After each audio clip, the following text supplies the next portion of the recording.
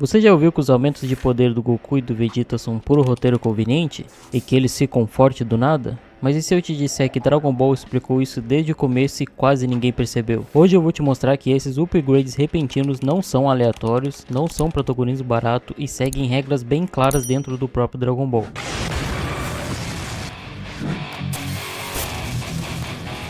Eu não sei se você sabe, mas a Zenkai é uma habilidade exclusiva da raça Saiyajin. Ela não é uma técnica treinável, não é algo que o personagem aprende. Basicamente, sempre quando o Saiyajin ele fica gravemente ferido em uma batalha, ficando tipo à beira da morte e consegue se recuperar depois, o nível do poder dele é aumentado de uma forma significativa. Isso é uma característica biológica da raça, não é algo inventado do nada pelo roteiro. A primeira vez que isso fica realmente claro no anime é em Dragon Ball Z, lá na saga dos Saiyajins e principalmente lá na saga do Freeza. Depois da grande batalha lá entre o Goku e o Vegeta na Terra, o Vegeta sai extremamente ferido e acaba indo lá no planeta Namek. Lá ele encontra o Dodoria e o Zarbon, que até então era bem mais forte que ele. Só que depois de se recuperar completamente, o Vegeta enfrenta os dois novamente e derrota eles com muita facilidade. É aí que ele percebe que algo mudou, o Ki dele ficou mais forte depois dele se recuperar. Vegeta começa a usar o Zenkai de forma consciente. A partir desse momento, Vegeta começa a entender como isso funciona. Você lembra daquela cena que ele pede pro Kuririn acabar ferindo ele de propósito, acreditando que ao se recuperar ele ficaria forte o suficiente para se tornar o lendário Super Saiyajin e derrotar o Freeza? A Zenkai é ativa, o Vegeta fica muito mais forte, mas o Freeza continua em outro nível. E isso é importante porque aqui em Dragon Ball deixa claro, a Zenkai ajuda, mas não salva ninguém sozinho.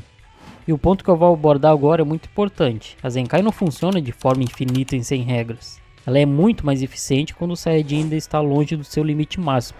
Conforme os personagens vão ficando mais fortes, esse ganho vai diminuindo, até praticamente parar de fazer diferença. Isso acaba explicando porque que depois de certo ponto da história, a Zenkai quase não é mais mencionada, por exemplo. E se você acha que a Zenkai foi esquecida, o Dragon Ball Super prova exatamente o contrário. Durante as lutas lá contra o Goku e o Vegeta, Goku Black vai ficando cada vez mais forte conforme apanha. Isso acontece porque ele tem um corpo de um Saiyajin e cada batalha intensa a Zenkai é ativada. É por isso que ele evolui tão rápido durante aquela saga, principalmente despertando o Super Saiyajin Rosé. Quem que mais pode usar o Zenkai? A Zenkai não é uma técnica, é uma habilidade genética, por isso praticamente só os Saiyajins que podem usar ela. O único personagem fora da raça ali dos Saiyajins que se beneficia disso é o Cell. Mas isso acontece porque ele foi criado com as células de vários guerreiros, incluindo as células dos Saiyajins. Ou seja, ele literalmente hackeia a habilidade por causa de uma biotecnologia. É por isso que aquela cena quando o Goku leva ele lá pro planeta do Kaiô e ele acaba morrendo, explodido, ele ainda continua com aquela célula lá cerebral dele e quando ele volta e se regenera, ele atinge lá meio que o Super Saiyajin 2, por exemplo, lá quando ele volta para lutar com o Gohan. Quando eu explodi, eu tive a sorte desse meu núcleo não ter sido danificado. E não voltei apenas na minha forma perfeita. Meus poderes tinham aumentado ainda mais. Como aconteceu com Gohan. Provavelmente foram as células dos Saiyajins que fizeram ele aumentar quando me recuperei depois de quase morrer. Outro ponto importante aqui é que a evolução dos Saiyajins não acontece só por causa da Zenkai. Uma das principais também é a Fúria como gatilho evolutivo. Transformações como Super Saiyajin, o Super Saiyajin 2 estão diretamente ligadas a explosões emocionais extremas.